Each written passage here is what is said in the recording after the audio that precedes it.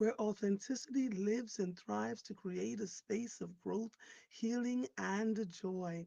I am your host, Andrea Lawful Sanders, and each day we will cover the topics that are informative and engaging while learning from each other. Good morning. It is Love is Thursday, and my content producer is just, look, phenomenal. Just looked at what was sent to me for the lineup today, which has made my life a whole lot easier. I went from last July just working for myself and doing my contracts on my own to now having a team of 5 people. And I'm just absolutely loving it. Good morning, Marguerite. How are you, my darling?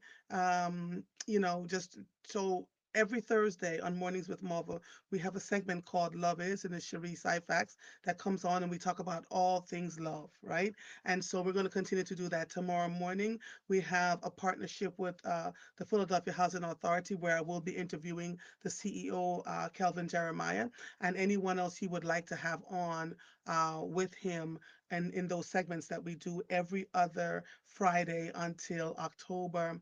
In the meantime, I'm going to read a little bit of news. I used to have morning motivations. And for those of you who have been following me for a while, I would have these wonderful morning motivations, things I observed, and then I would write all about it, and then I would I would tell you all about it. The way things have been going in the country in the last 125, 130 days, it's been difficult for me to find things that inspire and motivate me to write to you. The most motivating thing I can do at this point is show up every day, right? To show up every day and have dialogue with you. And so this morning, I wanted to share a little bit about something that's been happening. So, as I told you, my Zen space, my the space where I operate and do my podcast and my morning show, flooded, and so house is in disarray. I had to go replace carpets, all sorts of things, right? Floors torn up, and I wanted to plant. Planting is a therapeutic thing for me. So I said to my husband, I've had these 3 boxes sitting in the back of the yard, and I was like, can you put at least one of these planters together so I can plant carrots and cucumbers and the things I can plant in cool season. I already planted my strawberries and my blueberries some weeks ago, and they're holding up really nicely in the cool weather. It's better to plant them now. I come home from a long afternoon because I'm working, I'm navigating contractors, I'm dealing with the sinus infection, and I walked into the kitchen, and my husband has the 5 by 7 box that he's putting together in the kitchen, right? And I looked at him. I don't even think he noticed that I took a picture. And so I went to social media. I didn't put the picture up. I just went to social media and I said, my husband is putting the planter together in the kitchen. And everybody said, well, why wouldn't he? It's cold outside. My husband can do no wrong, can absolutely do no wrong. It's cold outside. Leave Mister alone. He's got his snacks there, he's got his this there, and he can do it in the warmth of the kitchen. I'm like, nobody sees anything wrong. We'll put in a 5 foot planter together in my kitchen. They surely did not. I also have to thank Audra, my fitness trainer, and Dr. Archima for letting me know that if I got bee pollen, it was Audra first actually, to go buy bee pollen. And she says, don't get it from anywhere except in this region. And so I drove to, in the middle of all that I was doing yesterday, drove to Reading Terminal and bought bee pollen. And I'm telling you, it absolutely worked. Denise was with me. She's like, I don't know if She looks in the bag and was like, And I followed their instructions and steeped the bee pollen in hot water for 20 minutes, drank it, and not only did my sinuses clear, whatever was in there just came flying right out. Like I was able to blow my nostrils without force or anything. I was able to sleep. You hear me getting my voice back. The other thing that Dr. Archima told me was to drink straight lemon juice. She said, get real lemons with seeds because, they're making genetically modified lemons too. She said, cut a lemon in half, squeeze some in a teaspoon, and just drink it straight, raw. She said, like you're having a shot. And I did that, and the congestion in my chest. I was like, there's so many ways that we can help ourselves without using pharmaceuticals. And I'm truly trying to get us there, right? We have our kidneys and our liver has to filter through all the things that we put in our bodies medically to make sure that, we feel better. So, because when I reached out to Dr. Archim, I said, listen, I don't want to I don't want to take, NyQuil, DayQuil. I don't want to take those things. And quite frankly, for my body, it doesn't work. If I take a spoon of NyQuil or DayQuil, I'm still coughing. I'm still congested. So my body is like, no, I want the natural things. I put the natural things in, it's fine. So there's a place called Herbieri, Herbieri. SRBIARY at the Reading terminal that has bee pollen. It is $10 for 2 ounces, but it's worth it, right?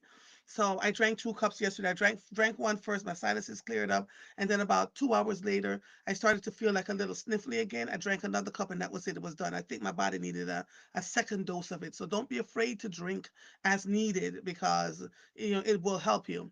Let me do a little bit of local and national news for those of you. And I see you leaving messages over in YouTube, so I'll get to you in 1 second.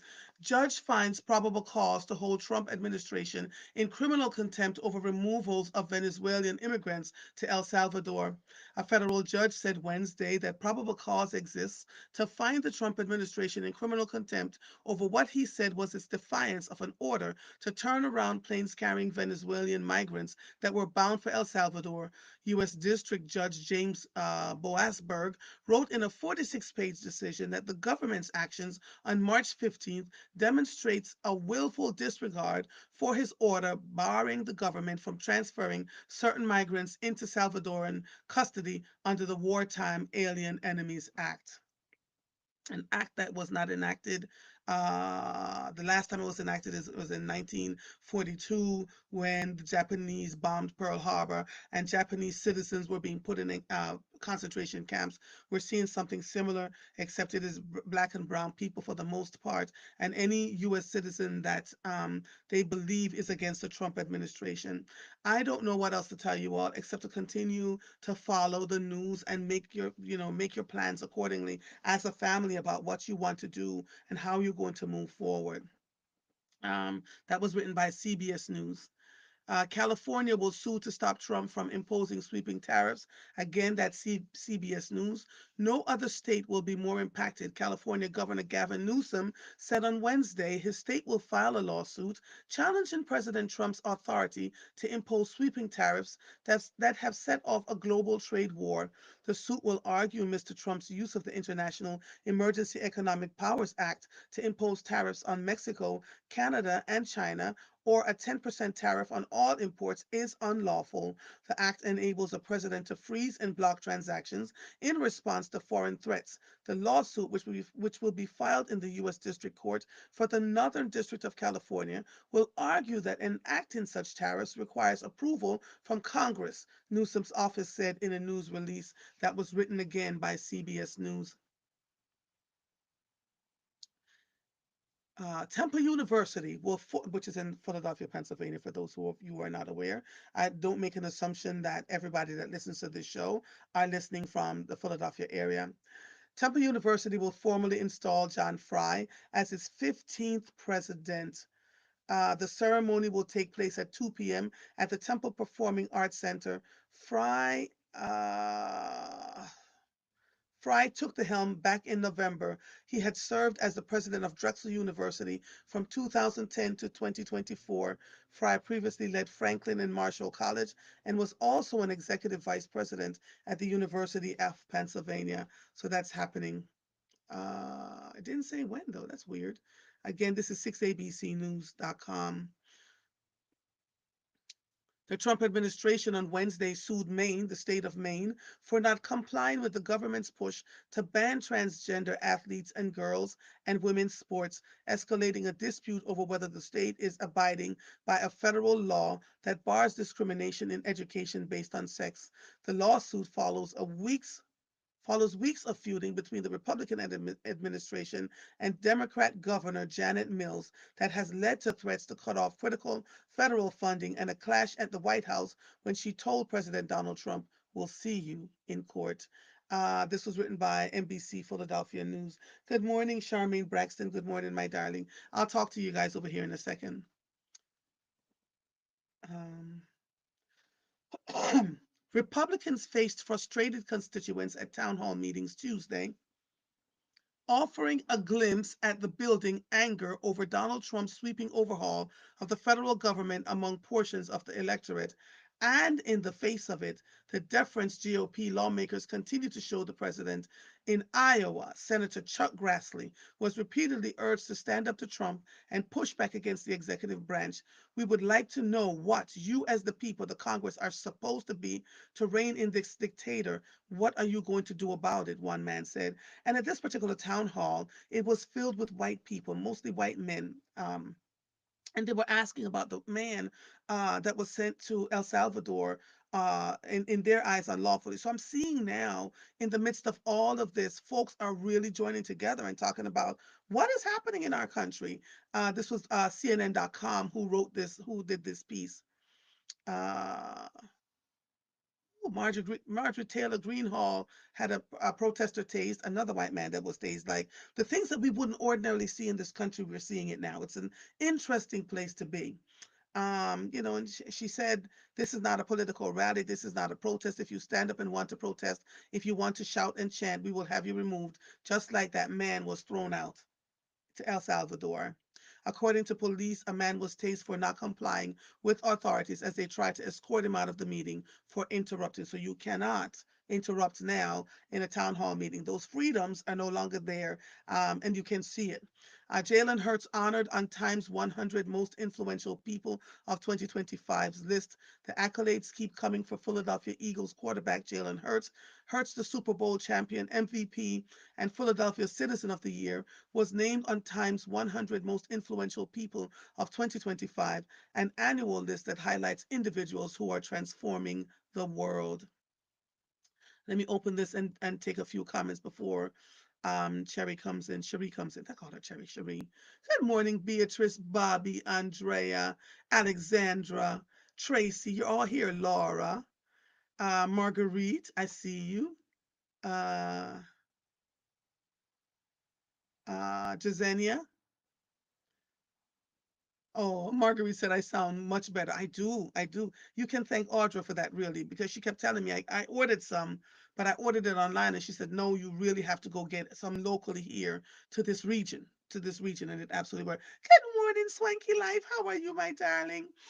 Laura says, I'm going to get some bee pollen. I'm committed to doing things naturally. Good. Marguerite says, I want to grow a lemon tree in the house, and it is possible. You should try it. You really should try it. Good morning, Monica. How are you, my darling? Viola, good morning to you. Good morning, Susan Wilson. Good morning, my darling. I see you. I absolutely see you. Let me see what else is on here. Alexandra said, yes, my grandmother had us eat fresh lemons when we had colds and mucus buildup. Herbiary is the menopausal woman's one-stop shop also. Did not know that. Let me see. Let me see. Uh, Riverside. Riverside. Um, Good morning, Tamara. How are you, my darlings? Good morning, Viola. Fee, good morning. Oh, you all are on here. Look at here. Alexander says, Mova, now they're trying to label the man in El Salvador as a domestic abuser. They dug up a restraining order his wife took out against him in 2021. It's really interesting that, we will find whatever we need. I'm asking you all to just please. Good morning, David. How are you? To just be very mindful, right? Anything at all that's in your background, even if it's not in your background, can be dredged up. And so I keep saying to you, know the people that are being accused. If you know them well, support them, right? By saying this is not true. And make sure that they're okay. David, go get some bee pollen, honey. You're going to be all right. Viola, good morning. Going to the soup kitchen later, picking up meals for my unhoused friends. Excellent, Viola. God's going to bless you for this. Um, Laura says, is there any other places besides the terminal to get bee pollen? I don't know, but if you do a search and you find something, let us know. We're happy if I could find something closer. And if any of you are listening that hasn't that you can find bee pollen closer to Glenside, anywhere in Montgomery County that I can go to, please let me know. Okay. Um, Even my cough is much better. I was like, Jesus, this is so. I'm sorry, David. Listen. I just got up and had so many things going on. I figured I would just bounce from place to place to place and get what I needed. Mm. It does dry you out. So drink a lot of water. Not dry you out, but it dries up your sinuses. So drink a lot of water. And I didn't, I knew yesterday they did, but just really didn't have the opportunity to say anything about it. Let me, while I wait for Cherie to come on, I want to, you know, talk a little bit about.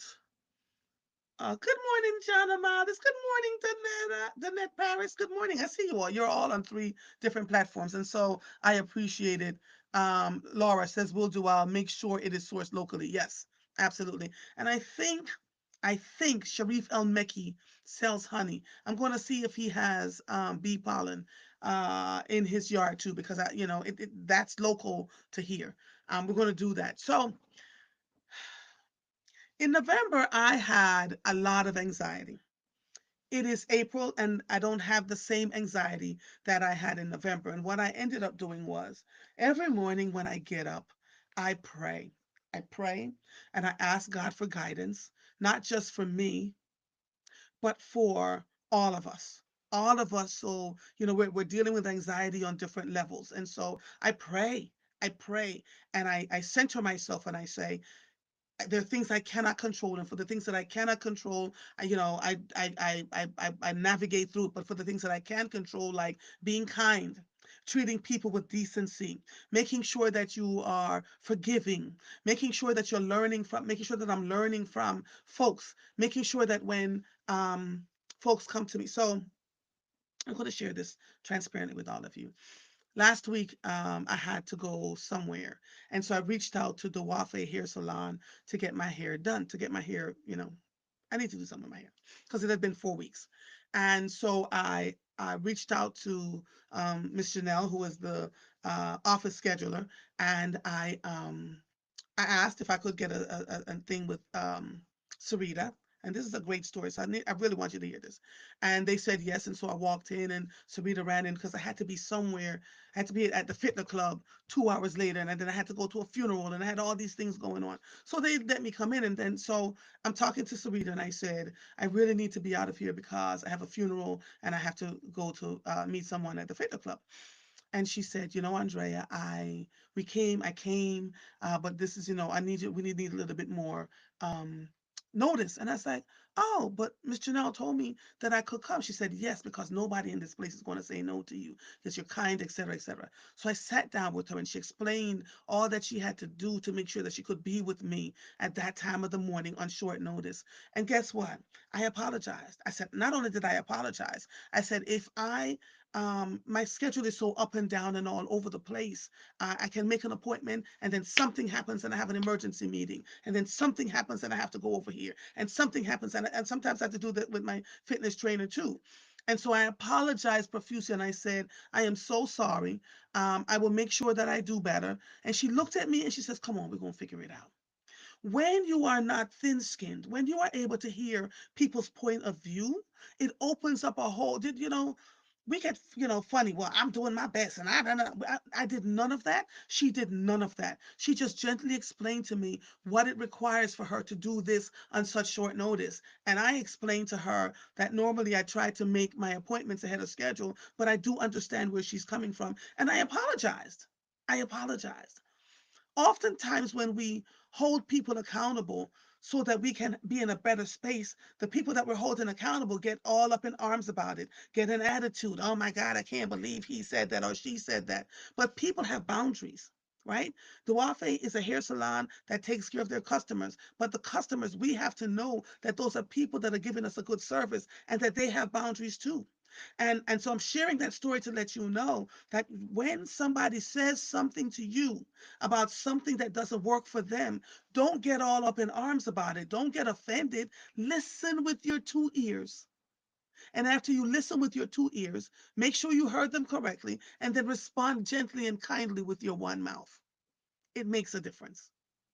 It makes a difference. And Sarita is a great example of how she handles customers. Even when the customers are dead wrong, Sarita will figure out a way to make it right. And that is why she's been in business for 30 years.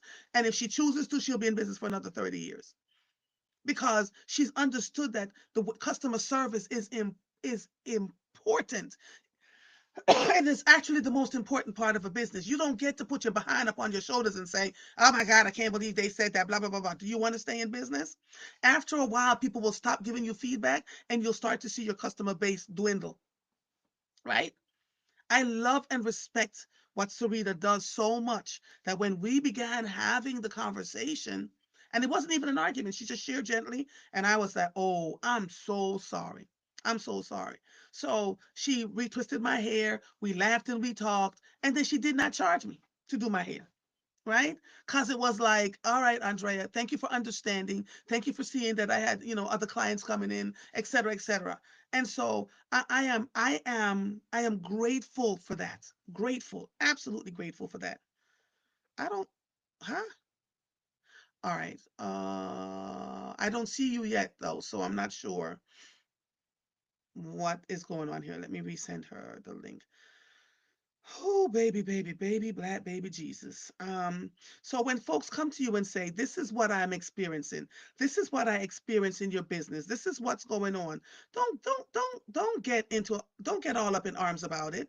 And listen to the client, listen to the customer, because that's repeat service. That's a repeat customer service for you. And if you want to dismiss the customer and make them feel horrible, they, first of all, they're going to stop talking to you, right? And then they will disappear. And then they will share with people that this is why they stop coming, right? And then that will then impact your business. So even though sometimes as customers can be, you know, uh, horrific in the way we respond. Because I did a coaching session with the staff some months ago, and yo, some of y'all can be terrible. You have expectations that are just out of this control. And while we work, while they are working with you and making sure you get what you need and understand the level of clientele that's coming in there, you have to also treat the people that are working there properly. Sarita is a master at working with clients, even when they are dead wrong. And so I'm lifting and highlighting her today. Um, right. Marguerite said that is the love you and Cherie have been talking about. Respect people's boundaries and be able to comprehend positively what she was saying. And I took no offense. I didn't. What happened with me was I felt really bad, right? Because she gently shared what was going on. And I was like, I'm sorry. In my head in that moment with all the things that were going on. And I mean, I share less than 0.1% of the things that I deal with daily. I didn't even consider that she would have to. I considered that she would have to get her children to school. I did consider that, but I didn't consider all the other things that were going on. So just know when a client, when a customer comes, or a client, or a business owner comes to you and says blah blah blah, don't get an attitude. Listen, because if we can't survive by ourselves, and if you want to stay in business, you've got to figure out how to manage what the customer is saying, even if you think the customer is wrong. And your tone matters. The other thing I like about Sarita, she'll say, "Forgive me, give me grace. How can I help you to make this right?" Every single time. And I've seen some things every single time. Allow us to make this right. Your hair is on me. Your style is on me. I'll give you a deep conditioning treatment. All of that. And so we have a tendency when something is wrong, and so here's the other thing. If something is wrong, go to them. If you go to them and something wasn't hasn't gotten done, then you really need to then find the owner of the place and say, this is what I experienced, right? It's like that. Tamara says, you should, Angela. Come on, you must. Tamara says, thank you for your transparency, Marva. This entire week, the lesson I've been receiving all month has been about boundaries and why I need to be more diligent about creating them. So, yeah. Good morning, darling. Hello, how are you? Oh, you look a little annoyed. What's going on? It just this for some reason the app was not giving me access. They didn't want me to download something to record, and it's this is my third device, so I'm not sure what's Really? going on. Oh, I'm sorry to hear that, darling. It's okay. It says your device is not accessible. I don't even know what the hell they're talking. Something is happening here. But you're here. You're recording live, so we're good. David said, "Yes, yes, tone. We had an incident with the bartender at Rittenhouse Grill who called us typical after insinuating we wanted free liquor. Yeah, you got to be careful how you talk to people. It's not a good thing. Not a good thing. No matter how right you think you are, when you're in business, your tone matters. All right, so Cherie Syfax is the co-owner of Booker's Restaurant and Bar in West Philadelphia. She is a wife, entrepreneur, and witty host of the Leader and Lover podcast. Do you still do that podcast, Cherie? I haven't recorded in a while, but it still gets downloads, which is great. Yes, that's good. As a mother, lover, and agent for change with a passion to showcase the magic of Black women and the beauty of Black love, Cherie seeks to demystify the stereotype that Black women can't have it all. She's living proof that a Black woman can have it and do it with style, class, and grace. So, the topic of our conversation is always about love. And it's just a beautiful thing. We've had some talks. So, yesterday, one of my sisters, welcome and good morning. Let me say that. Can you hear me? Yes. Good Okay. morning, everyone. Okay, good morning.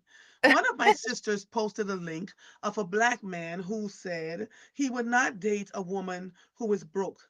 His reasoning, his rationale was that if you get to 40 and 50 and you have no money in the bank, you have nothing to show for where you've gotten to at 40 and 50, then you're not someone who is good with managing money and therefore not someone he would want to have in his life.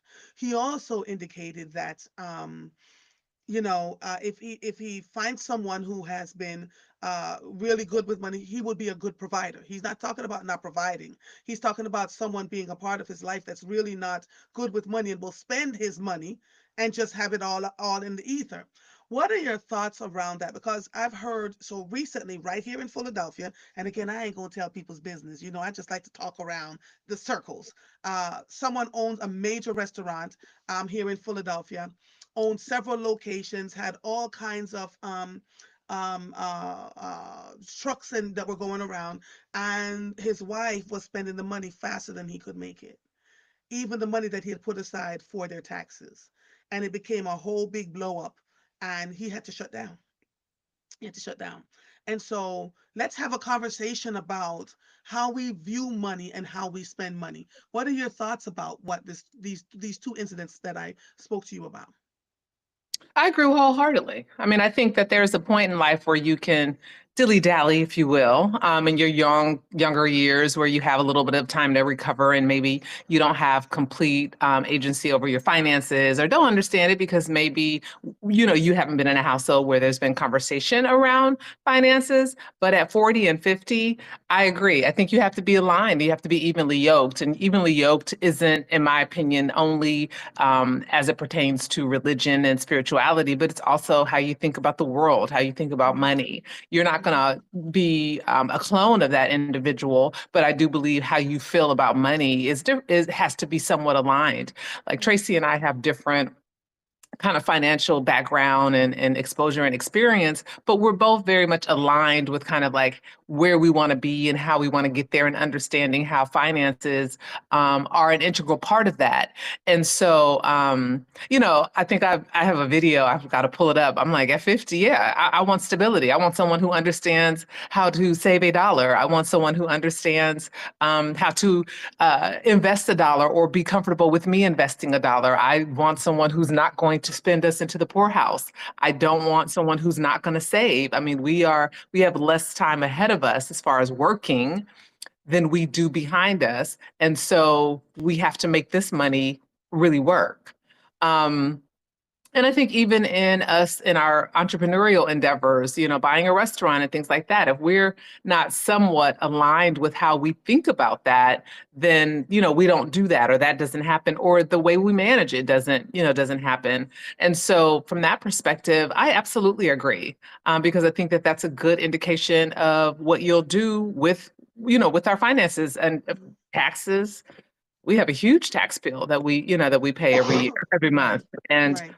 we have to understand, we just all have to understand there has to be alignment with your financial, the way in which you navigate financially. So, and I don't even, and I believe that he's a provider. I believe that wholeheartedly. And I believe that the woman having money is not the indicator for him because he wants her money. I think It's it the has way she everything to do manages the with money. how she's going to manage his money, his household, what she values, what's important to her, all those things. Because again, if you're at 40 and 50, to me, that's a problem if you haven't gotten at least your arms around some kind of financial literacy. Yeah. The thought came up because we were talking about someone who was trying to date a family member who is in their late 70s, Mhm. and came to that family member and said, so we have to also look out for our senior citizens. For those of you who have elderly parents, elderly aunts, uncles, there are people who will try to scam them by saying, I love you so much. They see them that they're widows. I Mhm. remember there's a friend of mine whose wife died a few years ago, and he called me. He was like, I didn't even bury my wife yet, and these women are all in my inbox talking about, I'm so sorry to hear about this. Can I bring you some, a casserole? And I've always been watching you, and I just think you're a good father and a good blah blah blah blah blah. Hey, well, they're um shooting their shot. I'm not mad at them. They try. yeah, but they've got to be I've had respectful. some respect, have some respect, but They've I got to be understand. respectful. I had to rustle up when my mother was dying. This woman came to visit. And she was like, and she was being coquettish. And I said, listen, you sit in my mother's chair, get up. My father's like, Andrea, she's a neighbor and a friend. I said, you see a neighbor and a friend. I see somebody trying to shoot her shot. And then when we were getting ready for the funeral, I said to him, my sister wanted to crawl out the car. I said to him, let me tell you something. You're a nice looking man. They see that you have children that are taking care of you. They saw that you were married to your wife for 60 years. I said, that woman can't come to my mother's funeral. She comes, she'll see another side of me. And you tell her I'm the impudent one of your children. Oh, she didn't come. Wasn't playing that game. My mama being buried, you don't get to shoot your shot in the No, no, middle of the no. funeral. I agree that That there's was that was just that's a boundary. I do agree right. with that, but So again, I'd be curious what the stats are on widowers because most of the ones that I know, especially ones that were older, like married so quickly to a point where I the was like, men well, goodness. particularly, Yeah, yes, men, yeah, because I think they're prepared and ready to be married and they want to be married and they understand the value of marriage and how, or they that don't want to be alone in their or they old don't want to be age. alone. Absolutely. So there is Companionship. definitely a time to do that. I mean, so Listen, hey, that's going to be a whole nother conversation for a whole nother time. But that's what, because my sisters were like, wait, we're in our 50s and if we showed up with our husbands and we didn't have a nickel to rub together, or we didn't do, we all work really hard and we all work pull to make sure. And we're just like, you know what? This is crazy. This is nuts. So for the senior citizens, I want you to pay attention to what's going on out there. It's a family member, so I ain't gonna go too deeply into all of that. But just know, right? I'm Let's have just a conversation. Let's have a conversation about tone in but your yeah, relationship. finances are huge. Finances Yes, are huge. Finances can break if if yeah, finances can break a marriage and apart. they will. They will. Mhm. They absolutely will. My husband and I, this morning, I said to him, "Babe, can we not go into this one account to do anything else because we got to do with it?" And he looked at me and said, okay. We talk about everything. This is what I am spending. This is what we're doing. And he doesn't require it of me, nor do I require it of him, but it is a habit that he and I have developed in our marriage. This is what's going on. This is what's in this account. This is what's in that account. This is how we're going to navigate and move forward. These are the things that we need to buy to make sure X, Y, and Z happens. I think in a lot of our relationships, those conversations are not happening at all, or we make the assumption I'm making money just as well as you. I get to buy whatever I want. You understand? I've seen that happen in quite a few relationships. But let's get back to tone. How important is tone in our relationships, particularly for Oh, for it's for, extremely for women? important. I mean, I have to work on my tone often. In a lot of ways. I'm a work in progress with tone. Okay. And partly because in certain scenarios, when I'm really irritated and frustrated, that tone, I can make people feel, even without cursing or my tone can make people feel really small or really not insignificant, but there's an air of why are you doing that? Like, there's an air that I have that I have to be very careful about. And so as I continue to, work with people, people that for me to get better, coaching, whatever, that is a consistent goal of mine to be mindful of my tone. Mhm. Because I can be very matter of fact. And I know the things that when Tracy and I first started dating, we were in the pandemic. There weren't a lot of external factors that were impacting us a lot. You know, although life was scary at the time, but it was Mhm. simple. And now that we're kind of out in the real world, so to speak, Mhm. those external forces just, day in, day out, putting out fires, navigating things, managing people, engaging with, the community, engaging with the public, good and bad, all the things, it can get to me. Um, you know, People not using common sense, people not being able to be problem solvers and solutions oriented, and that can build up on me. And then my tone can be, I may be asking a question, but the tone makes the person that I'm asking the question of feel a way that I don't necessarily want them to feel. Mhm. And so I've had to work consistently on just making sure that it's not only what I say, it's also how I say it, because we know Mhm. the famous Maya Angelou, it's not, Mhm. what you say is how you make people feel, Feel. Mhm. so that I don't make people feel, if you have insecurities and my tone is where I can make you feel, insecure Mhm. or unsure about yourself. And that's Mhm. not what I want to do. I want to promote people feeling like they can openly communicate and share their feelings and things like that without feeling either judged or that I'm perceiving them as not making the right decisions or that I'm questioning their ability, things like that. I really have to be mindful of that with my husband. Yeah. Sometimes I don't even know that my facial expressions and my tone are making him feel that I'm not trusting his judgment Mhm. or that I'm being a little bit bossy or, things like Mhm. that. So Mhm. tone is so important and it's something that I continually work on. Mhm.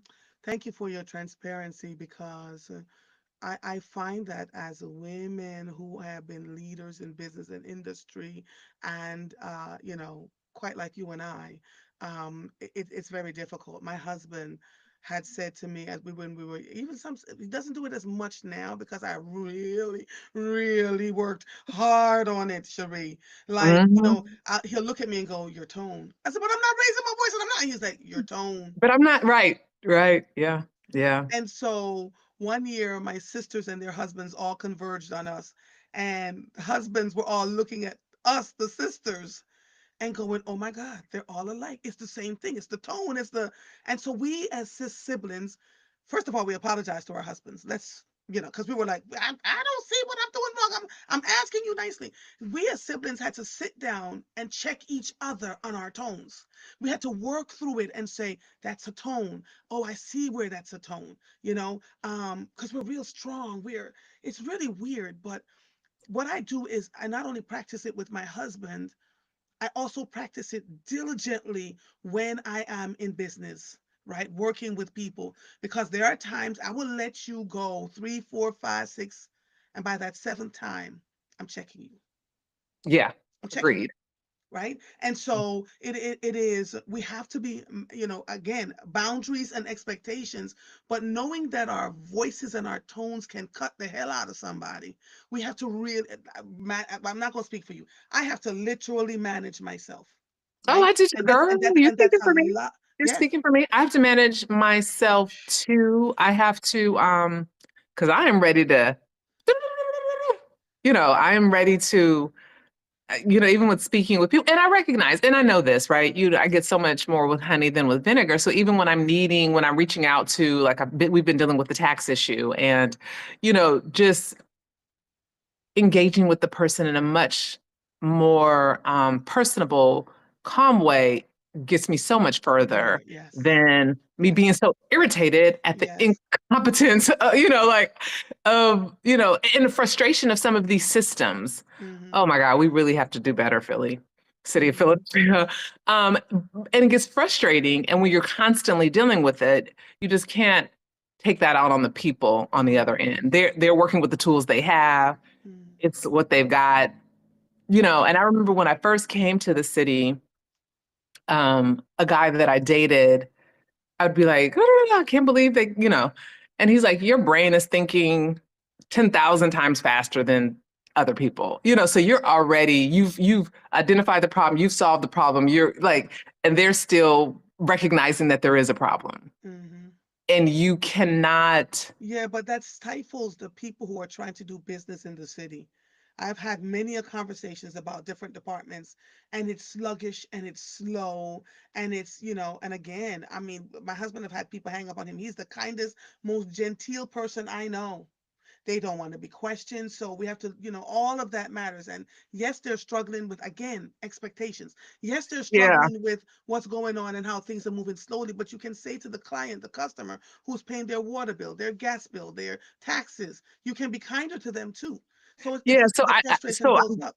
And I recognize, so that's a challenge. So then if I'm on the phone with them for like, if I'm on the phone with them for a couple of hours or a time trying to resolve something, Mhm. my frustration, and then if Tracy just asks a simple question, my tone with him will be off. Now, granted, we're working through like, hey, you need to be more aware of what's going so that I'm not feeling like I am navigating this alone. Alone, And yes.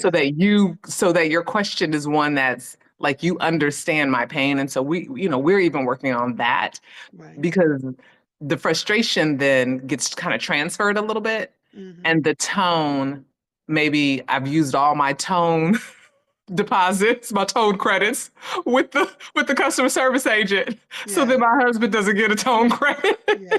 Yeah. Yeah. But there's multiple things going on, right? And I Right. mean, as much as I say people like you and I have to work on tone, like I will scream that till the cows come home.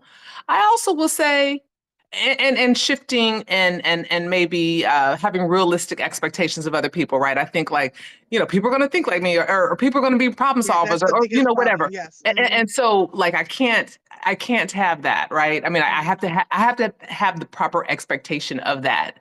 Hmm. But sometimes I also need people around me to step up. Like, there's times when I feel like I'm the only one working on my tone or my this or my that, and everyone around me is able to kind of be wherever they And are at. help. So And, you're stepping on eggshells to make them feel better, and no so one's I'm taking. stepping on eggshells to make them feel better. And sometimes I'm like, no, I just need y'all to come all the way because I'm not talking about rocket science here. Hmm. Like, some things are, or maybe, if I have to work on my tone, then I need you to work on how you approach me. If it's my staff and we're doing X, Y, or Z, then I need you to be mindful of me as the owner. Like, I may feel this way. So if you have a complaint or if you have a suggestion or whatever, like, how do you frame that so that it meets me where I'm at? I tend to feel like I'm meeting people where they are and they're not meeting me where I'm at. So that's one thing. And then even as partners, there are times when I'm like, hey, I need you to be more engaged with this thing that I'm working on so that I'm not re-explaining it to you as if you don't own this business with me, or you don't own this property with me, or you're not responsible for these taxes with me. So, as much as I am a work in progress, I do push back that people also need to be works in progresses and they need to be evolving. And to me, that is also where alignment in relationship works, because you also have to be evolving too. It's not for one person to continue the evolution and another person not. Now, The, granted, some of the markers that I have to hit might be more maybe visible or whatever. And I think similar, both of us are similar in that, you know, I tend to think, and I don't know if this is your experience, that, because Tracy is the quieter of the two of us, it's like I'm the one that needs to do the maneuvering because, yeah, yeah, I did that in the beginning of our marriage. He's quiet, but he's deadly. My husband. So no, I don't, oh, no, yeah, no, yeah, no. yeah, Tracy is too. Trust me. Like, yes, yeah, he's no shrinking yeah. violet by no stretch of the imagination. Hmm. He couldn't even have his life on the streets if he was that. So no, obviously not. But just what people believe as who's quiet and who's more vocal. So the more vocal person tends to be the one that societally there's a belief that we need to be, and especially if the vocal one is a woman, we need to be policing our tone. We need to be mindful of how we approach things. We need to like all those things. And sometimes, I want my partner to give me grace, Hmm. or I want those that are close to me to give me grace. And I think that is why I've had friends for so long. And we Hmm. go through things. But what I value so much in these 30, 35-year relationships with these women is that they give me that grace. I know you're upset. I know that can hurt your feelings. I know that can make you angry. How can we walk through that? Like it's so we have all because we all are somewhat, professionals, so we get that strong woman. And as a result, we are so kind with each other and that it's beautiful. And so I am working on developing that like in my marriage and in my professional with the people that I have to deal with. I don't have to deal with everyone, but with the people that I have to deal with, it's like how do we give each other grace where I'm not putting myself in a pretzel to engage with you, Hmm. if that makes sense. So the challenge I see is that we can only change ourselves. The people around us has to figure that out, right? Hmm. So let me give you an example. So we have a situation going on right now in our house where contractors are coming and going, and my husband was the one that called in the claim. Well, my darling husband is now going, I'm sending you this email and I'm sending you that email. And last night I looked and I turned and I said, Sweetie Pie, I know I'm that my tone. I'm really careful now because it's been 10 years, 15 years of us being together. 10. I said, I recognize that you want me to handle it on this end, but I needed to read the emails too. So we're dealing with it together. So if I miss something, you miss it. And immediately he was like, okay, I'll read it now. And we both read and figured out what we needed to do. Um, but some folks are just not go. It's just no matter what. And so I've had frustrations. I know my husband is frustrated with me about some things. My frustration with him is something simple like he hasn't met anything that he wants to throw away. So I used to argue and fuss and oh my God, how many times do I have to say this? And you're not listening to me. And one day God tapped me on my shoulder and said, Stop talking. If you see the stuff sitting, just throw it out. Throw it out. It is who he is. You just that. And so now he's trying to make a concerted effort. But I was like, oh my God, I would get so angry because I'm like, I can't operate around all of this foolishness. And then one day I was just like, all right, we're just going. So people will shift when it's their time. And if you're in a working relationship and you don't see the shift, then you thank them for the part they played on their journey and you move on, right? In your loving relationships, it's a Right. little bit more difficult. You have to take the Yeah. energy and the time to work through all of that. And so, my husband, because he's quiet, if I get like real snippy and he looking at me like, and when he says, Andrea, I was like, oh, let me just go ahead and all right.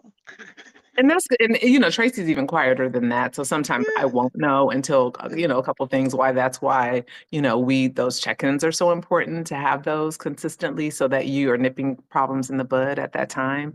I love something that Marguerite said, and she said she had to do some work around wondering why she got offended at people's tones.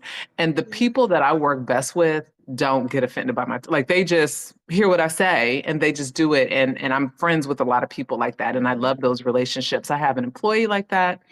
I have a colleague like that. And I have a couple of my girlfriends again, because what I tend to tell people is always assume good intent. Like Yeah. I don't have malice in my bones and my Hmm. soul and my spirit. I don't have that. Even in my frustration, I still want to resolve whatever the thing is. I want to Right. work through it. I want to work it out. I want the best result and the best outcome. Yeah. It's just that sometimes in the moment, I'm feeling the pressure of multiple things. And so the Hmm. tone can be reflective of that, but it's still not reflective of, I don't have any ill regard or anything like that. And so if you can remember that, then Yeah. just hear the words Yeah. and not be impacted, if you will, by the tone.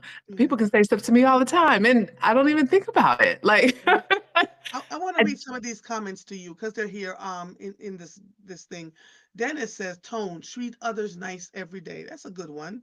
Alexandra says pitch, tone, delivery, and micro messaging when communicating is to be mindful. I'm working on my tone too, Marguerite says. Carlene says, I definitely have to work on my tone and facial expression. It's a continuous process. David said, now see, last week y'all were wondering about the black female attitude that men were not so happy about. This week we get to it. It's that tone.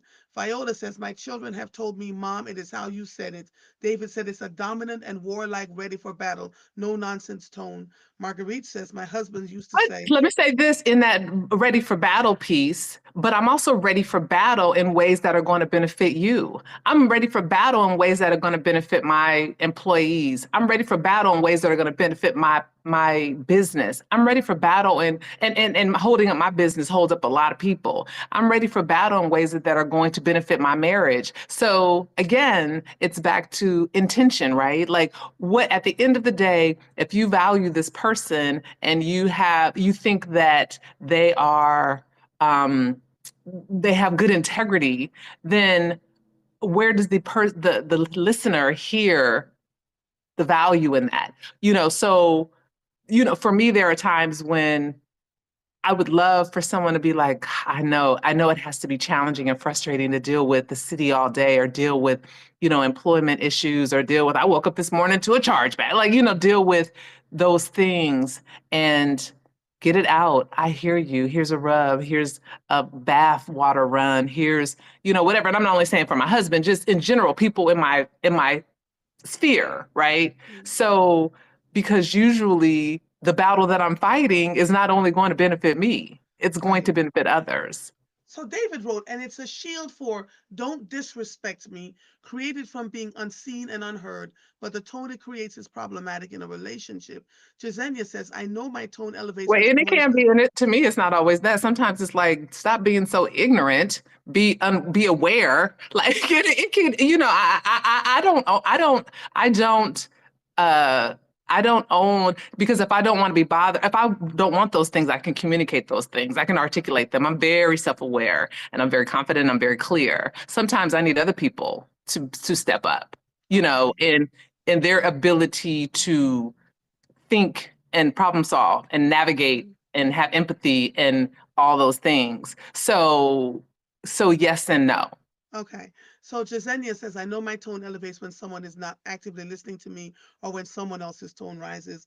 Danette Paris says on Facebook, I don't have a tone, but my facial expressions give me a girl. If my face could talk, Yeah. launch 1,000 ships on 1,000 seas. Alexandra says, David, as a black woman in the C-suite corporate, I admit my tone is guarded. I've been fortunate to meet men who understood I need 30 minutes to decompress after work to reclaim my feminine side. Dennis And says, that's a good one too. yeah, That's a good one Dennis too. says, you can't ask questions with a bazooka.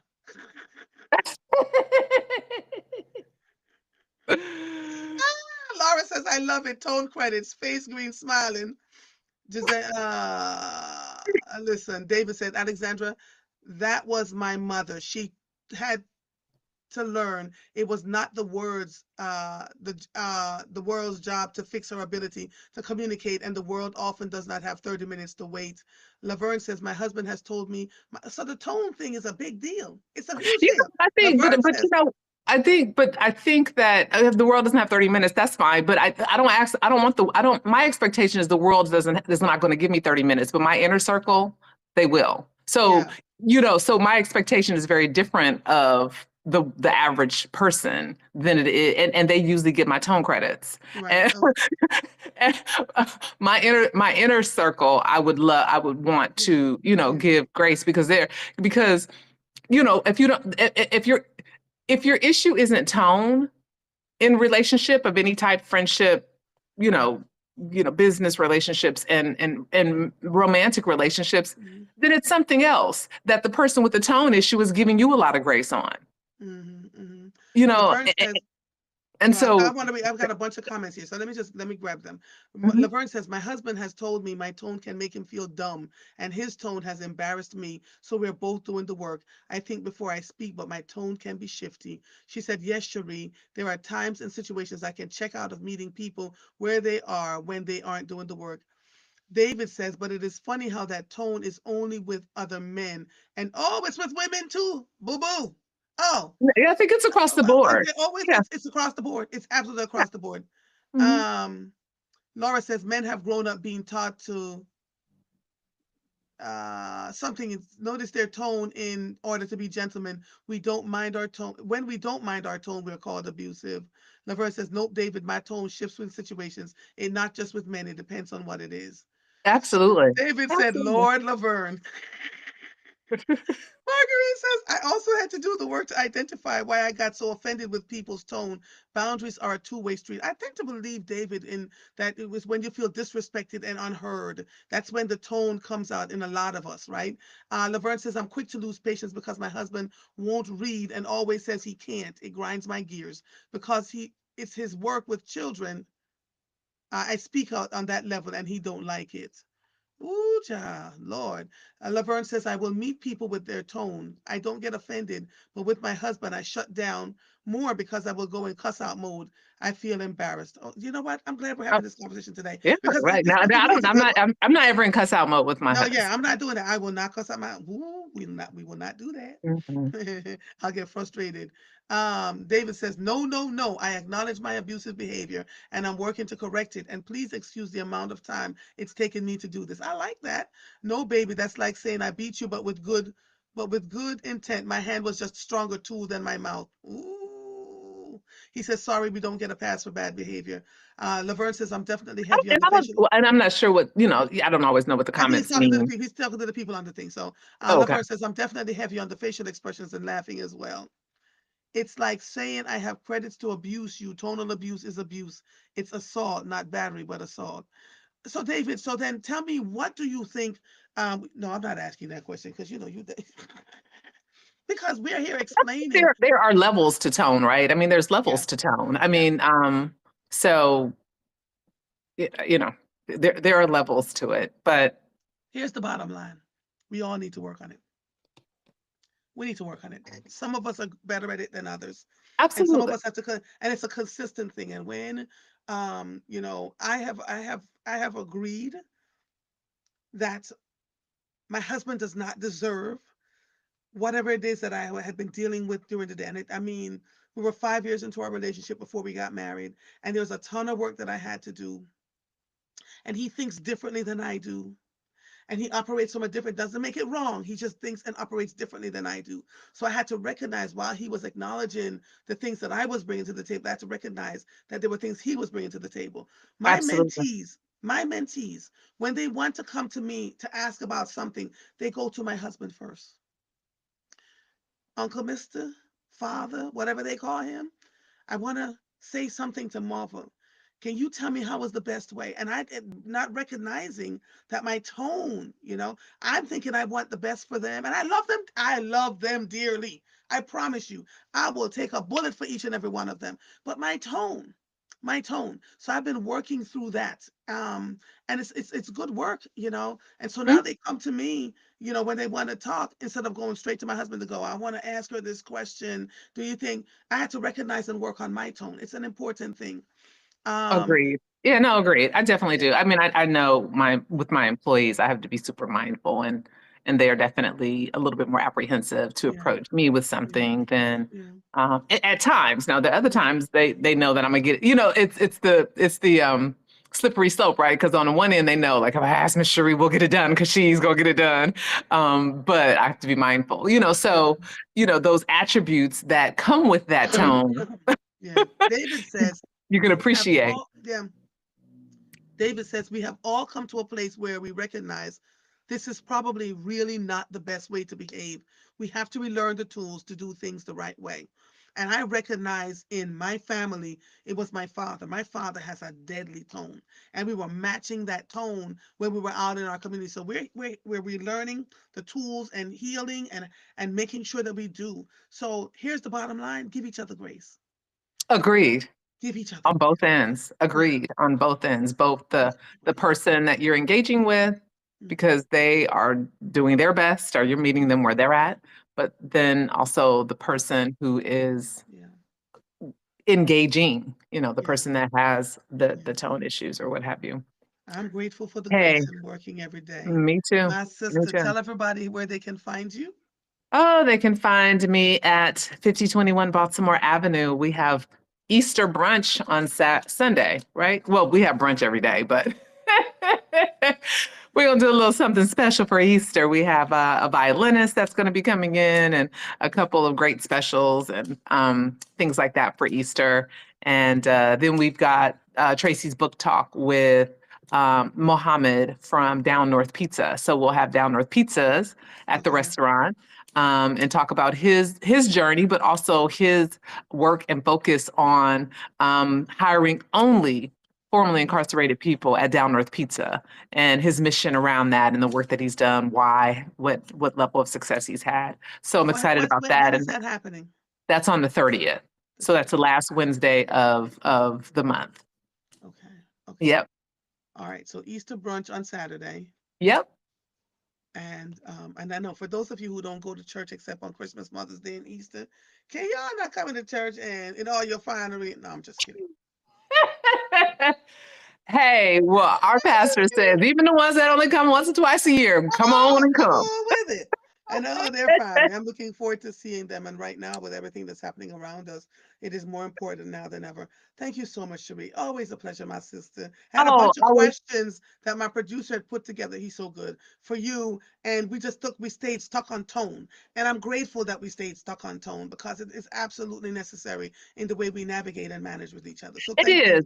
And I had gotten to a place where and so it's why the work, I'm sorry, why the work continues, right? Because I had done coaching and done all the things and gotten to a place where in my workspace, I knew how to navigate with those men and blah, blah, blah, blah, blah, and all this other stuff. And then you get married and then you buy a business like, and you have to ratchet it up because now that is a whole different level. So now you're kind of you can revert back to what feels comfortable, and sometimes how your tone and how you engage with people is something that feels comfortable. So I've got to go back to some of those coaching lessons and be Yeah. reminded and all that stuff.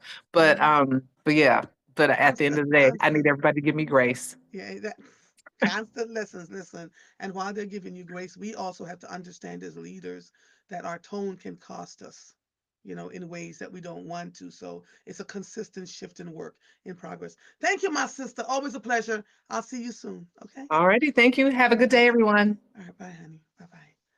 All right, let's see. We're getting ready to get off the air. My planter is up. I'm going to plant carrots and beans, and I'm so excited. For those of you who have been commenting, thank you so much for all your comments. I appreciate your being here. The Nitra Donnet Paris says, I heard about the scam recently. We must protect our seniors. I'm going to do a whole show on that. Seniors and redating and all the other stuff. My father is lucky because he has four warrior princess girls, and we're not playing those games with anybody at any time, anywhere. So, but that's a whole show that we're going to do. Tomorrow morning, we will have Kelvin Jeremiah from the Philadelphia Housing Authority. It is a media partnership that we have with PHA.